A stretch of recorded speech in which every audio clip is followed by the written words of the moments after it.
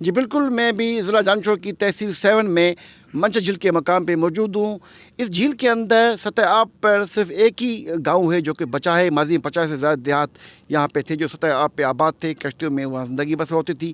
تاہم یہاں پہ جس گاؤں میں بھی موجود ہوں، اس گاؤں کا نام ہے عمر ملا، اور یہی واحد گاؤں ہے جو کہ ابھی جا کے سطح آب پہ موجود ہے. اس سے پہلے کتنے گاؤں تھے اور یہ گاؤں اب کیوں ختم ہوتے جا رہے ہیں؟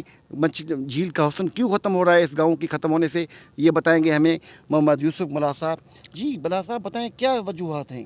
وجہ یہ تھی کہ پہلے جو گاؤں تھے 50 گاؤں تھے، اس میں مچھلی ہوتی تھی یا کیا، اسی وجہ سے گاؤں چلتے رہ رہے ہیں.